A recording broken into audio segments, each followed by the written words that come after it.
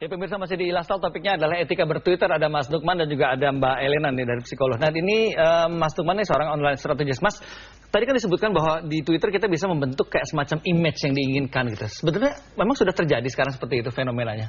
Ya, ada beberapa politisi yang memposisikan sebagai tokoh tertentu gitu. Ada orang yang jagoan marketing posisikan posisi dia tertentu. Tapi online strategis gitu ya? Itu segala macam. Banyak yang dengan sadar itu. Tetapi sebagian besar nggak sadar. Makanya paling penting itu ketika kita di Twitter, nomor satu adalah menjadi diri sendiri aja. Nah, jadi diri sendiri kayak gimana? Masa kan tadi lo gue nggak mungkin sebagai mungkin dosen gitu menjadi kan? Diri itu banyak komponennya. Ada konteksnya berarti? Secara kepribadian kita seperti apa? Ya seperti itulah kita. Kalau kita lucu ya kita luculah di Twitter gitu ya. Kedua adalah diri kita itu hobinya apa? Interestnya ya? Interestnya apa? Keahliannya. Itu yang di-sharing. Di-share ya? Sehingga orang tahu kita seperti itu. Nah, namanya personal branding di Twitter itu sesuatu yang alamiah, nggak dibuat-buat. Jadi orang tahu sendiri karena kita memang sering ngomongin marketing, sering ngomongin bisnis, sering ngomongin lain-lain. Tetapi dengan cara kita, dengan cara masing-masing. Pendekatan yang beda ya? Kalau lucu ya lucu, unik ya unik gitu. Jadi secara kepribadian jangan berubah. Apa yang dia ada sehari-hari di Twitter juga begitu. Kedua itu adalah kan follower kita bisa siapa aja. Kita nggak bisa milih. Gitu. Ya, makanya menjadi diri sendiri itu paling enak. Gitu ya? Nah, tetapi nggak boleh kemudian seperti yang diperlihatkan banyak orang. Ini kan ruang-ruang gua sendiri. Gua mau marah boleh kayak. Mau ngoceh apa kayak terserah gitu ya? Nggak boleh begitu ya? Makanya kalau di Twitter itu karena tadi gampang terjadi salah persepsi. Nomor satu tuh kalau pas kita marah jangan nge-tweet. Oke, baik, ini menarik sekali nih. Jadi ketika kita marah jangan nge-tweet ya? Jangan nge-tweet. Lagi emosi itu jangan nge-tweet. Karena nggak bisa dihapus. Betul. Bisa dihapus ya. Udah terpublish, tapi orang udah terpublish, kita hapus sedetik kemudian misalnya, kita sadar, orang lain yang tahu udah nge-retweet gimana? Di-retweet waduh repot ya, bahaya ya. Nggak bisa hilang. Baik, itu menarik sekali ya. Dan seringkali gini, sekali kita nulis, kalau itu jelek dan marah, itu efeknya ternyata buruk buat kita. Itu namanya contohnya.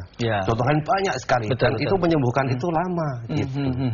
Kedua, kalau kita juga marah sama orang, bukan marah sama diri kita sendiri, marah sama orang di Twitter, ada orang yang ngomongnya jelek misalnya gitu ya, kita jangan terus langsung respon. Cek dulu di Twitternya. Ini konteksnya apa? Jangan-jangan kita salah membaca dia. Betul. Itu. Yang kalau perlu telepon langsung. Kalau kita punya. Kalau kenal ya. Nah, seringkali terjadi perdebatan di Twitter yang nggak perlu sebenarnya. Betul. Itu karena orang melihat tweetnya orang lain, parsial ya. Merasa kita marah terus kita respon. Padahal setelah ngobrol panjang, tweet, maksudmu itu toh. Astaga. Gitu. Dan kemarin kan pernah dimuat di sebuah media. Ada dua orang artis marah-marah di Twitter, saut-sautan jadi berita. Betul. Gitu kan malu. Padahal setelah mereka tahu, maksudmu gitu, udah peluk-pelukan. Gitu. Tapi kan tercatat secara digital tercatat terjadi pertukaran antara sama A si B, gitu kan. Nah di Twitter sekarang banyak sekali kayak gitu. Gitu ya. Baik, kita ke Mbak Elena. Mbak Elena, sebetulnya ini kan ketika ada fenomena orang berantem gitu untuk hal yang nggak penting. Sebetulnya fenomena apa sih, Mbak? Fenomena berantem. Iya, jadi sebenarnya aura panas ya. Sekarang memang orang bilang kan udah zamannya keterbukaan. Baik. Ya kan, jadi orang apapun, anak kecil ngomong sama siapa sudah bisa terbuka. Gitu. Mama aku nggak suka, mama nggak suka, gitu bisa bilang gitu. Di Twitter aja kadang saya lihat anaknya berantem sama mamahnya, mamanya teman saya gitu kan.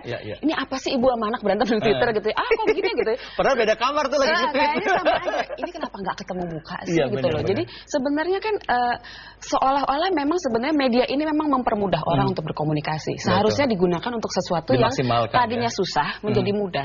Tapi kadang-kadang ada yang menggunakan seharusnya kita lebih mudah untuk bertemu. Kenapa harus pakai media? Media ini yang akhirnya jadi jadi masalah karena penempatan medianya yang salah.